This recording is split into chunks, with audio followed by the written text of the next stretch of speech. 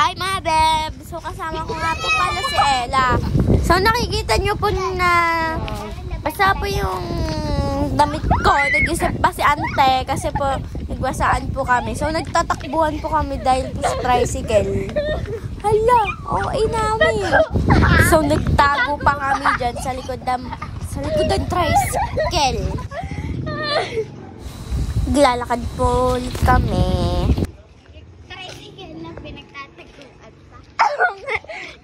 Ano ko ba naman to? Ipapause. Sabi, ba't napatakbo yung dalawa niyo? Sino unang tamakbo? Hoy, umigaw muna ako. Sabi,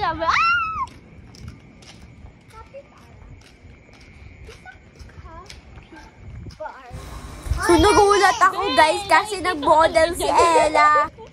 Kasi di naman siya nagmamodel, mahihain yan eh. Ayan, tumatakbo na naman kami dahil sa pusa.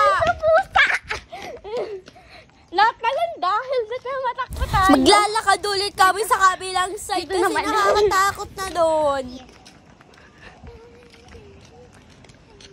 Right-handed ako. Kaya di ko kaya baka mahulog. Ay, dito yung pinakang nakakatakot. So, dyan yung isang bahay ng kaibigan namin nakakatakot. Lagi kami kung pupunta dyan. Kasi susunduin namin yung isang kaibigan namin. Pag maglalaro kami. So, maglalakad ulit kami.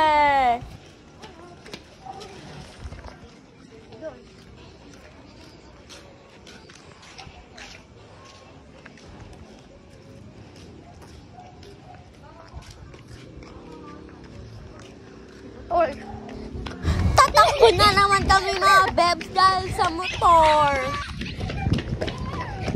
Stop!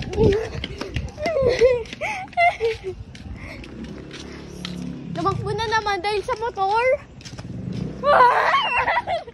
Tatakbo na naman kami. Nakakapagod na.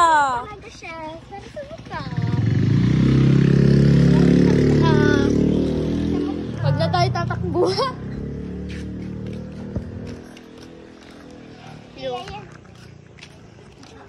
Magulo ang video ko. Ewan ko kung ano pinagsasabi ko dyan.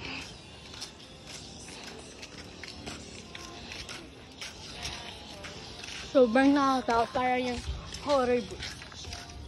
Maglalakad na naman kami. Ano kami? Nagpapapayat. Tara din na sa pinagtakbuhan natin 2 times.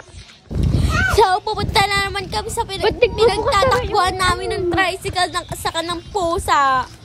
So, tinatawag ko lang si Ella. Sinasabi ko, ba't nagbukas sara yung ilaw niya sa tricycle?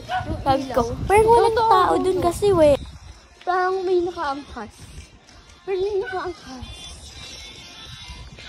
Tignan natin kung may nakaangkas. Nagpapatugtog pa doon si Ella. Pero may nakaupo kasi dun.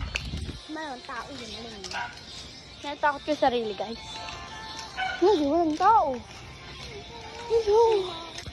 Oh, di ba? Ay. Tumakbo na naman kami. Napagod ako, Ines.